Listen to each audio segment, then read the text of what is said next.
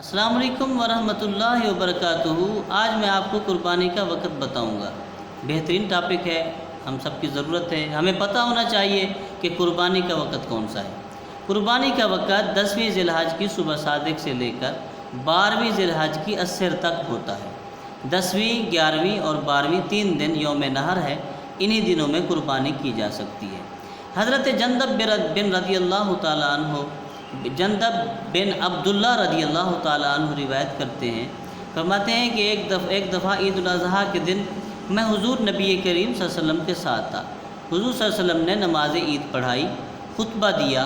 خطبے دینے کے بعد آپ صلی اللہ علیہ وسلم نے فرمایا کہ جنہوں نے عید نماز سے پہلے کچھ قربانی کا جانور ذبح کیا ہے تو وہ دوبارہ کوئی قربانی کا جانور ذبح کریں، اور جنہوں نے ذبح نہیں کیا تو وہ بسم اللہ پڑھ کے قربانی کا جانور ذبح کرنا شروع کریں۔ تو اس سے پتہ چلا کہ نماز عید کے بعد ہی جو ہے وہ قربانی کرنا جائز ہے۔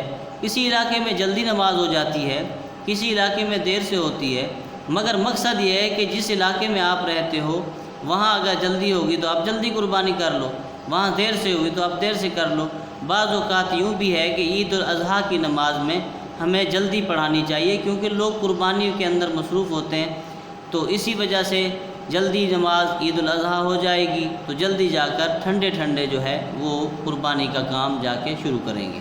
ایک تو یہ بات ہوگی۔ دوسری یہ کہ فرمایا کہ سب سے افضل جو دن ہے وہ عید الاضحیٰ کا دن یعنی 10 ذی الحج کا دن ہے۔ قربانی سب سے افضل دن میں کی جائے تو تمام فضیلت رکھتی ہے۔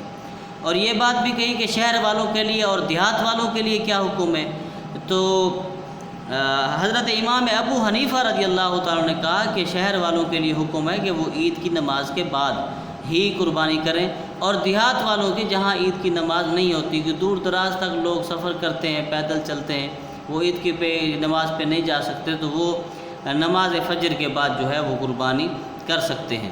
اللہ تبارک و تعالیٰ سے دعا ہے ہمیں صحیح وقت میں جو ہے قربانی کرنے کی توفیق عطا فرمائے اور ہماری قربانیوں کو قبول فرمائے۔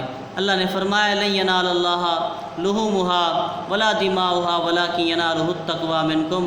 اللہ کہتا ہے کہ تمہارا خون، تمہارا گوشت میرے پاس نہیں پہنچتا، میں تو تمہارے دل کا تقوی دیکھنا چاہتا ہوں کہ تمہارے دل کے اندر تقوی کتنی ہے، میری محبت کتنی ہے، جذبہ ایثار کتنا ہے، اور تیرے دل کے اندر ارادے کیسے ہیں، تیری نیت کیسی ہے۔ تیری نیتوں کو، تیرے ارادوں کو